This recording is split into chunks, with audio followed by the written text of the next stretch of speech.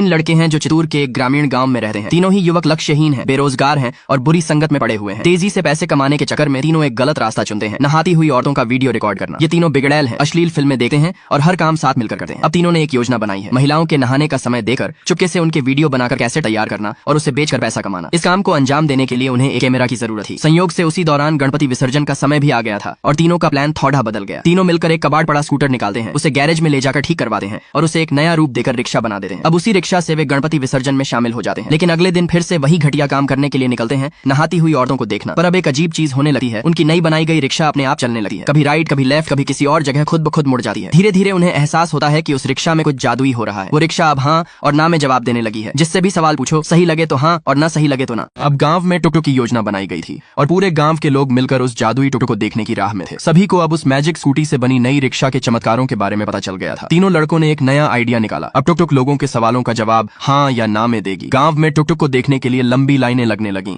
और धीरे धीरे लोग उसे भगवान की तरह मानने लगे। सभी लोग अपनी मन की बातें पूछने आने लगे और तीनों लड़कों के पास पैसे की लाइन लग गई थी। टुकटुक ने उन्हें रातों रात मशहूर बना दिया। लेकिन अगले दिन वही तीनों लड़के फिर से अपनी पुरानी हरकतों की तरफ बढ़ने लगे। उन्होंने एक मोबाइल खरीदा और गलत इरादों से नहाती हुई औरतों का वीडियो रिकॉर्डिंग करने की कोशिश की। लेकिन इस बार भी मैजिक टुकटुक ने उन्हें रोकने का फैसला किया। अचानक टुकटुक अपने आप चलने लगी और उसी जगह जाकर रुक गई जहां उनमें से एक लड़का छुपकर गलत काम करने की कोशिश कर रहा था। टुकटुक ने अपनी हेडलाइट से ना में संकेत दिया। तभी एक बूढ़ा व्यक्ति आकर उन्हें चेतावनी देता है, इस गाड़ी पर ज्यादा भरोसा मत करो, अपनी जान बचानी है तो इससे दूर रहो। अब टुकटुक उन तीनों के पीछे पड़ जाती है। डर के मारे तीनों लड़के अपनी जान बचाकर भागते हैं। आखिरकार जब टुकटुक रुकती है तो ठीक वहीं रुकी है जहां से उन्होंने स्कूटी निकाली थी और फिर तीनों मिलकर उसे वापस वहीं रख देते हैं। रात का समय था, तीनों लड़के गहरी नींद में थे। तभी अचानक हवा में उड़ती हुई 500 रुपए की नोट उनके पास आकर गिरती है। उनके मन में सवाल उठा है, ये नोट तो कहीं देखी है। तीनों घबराकर दौड़ते हैं टुकटुक के पास, लेकिन वहां टुकटुक नहीं होती। अब वे भागते हुए उस जगह पहुंचते हैं जहां वे टुकटुक का शो चलाते थे। वहां अचानक मैजिक टुकटुक खुद आ जाती है। अब तीनों लड़कों की जान हलक में अटक जाती है और टुकटुक के सामने आकर माफी मांगते हैं। कहते हैं, हमसे बहुत बड़ी गलती हुई, अब से हम कोई गलत काम नहीं करेंगे, हम सही रास्ते पर चलेंगे। लेकिन फिर टुकटुक से टपकती पानी की बूंदें जैसे वो रो रही हो। तीनों लड़के समझ जाते हैं टुकटुक में कोई आत्मा है जो उन्हें कुछ बताना चाहती है। वे पूछते हैं, क्या तुम लड़की हो? लाइट हाँ में झपकती है। क्या तुम हमारे गांव की हो? फिर से हाँ। क्या तुम हमें अपने घर ले चलोगी? लाइट फिर से हाँ में। अब टुकटुक अपने आप चलने लगती है। वह उन तीनों को एक घर के सामने लाकर रोक देती है। तीनों अंदर जाकर पूछते हैं, इस घर में जो लड़की रहती थी क्या हम उससे मिल सकते हैं? पर लड़की के माता पिता का जवाब तीनों को शर्म से झुका देता है। लड़की के पिता गुस्से में कहते हैं, जिस बेटी के साथ गांव में इतना कुछ हुआ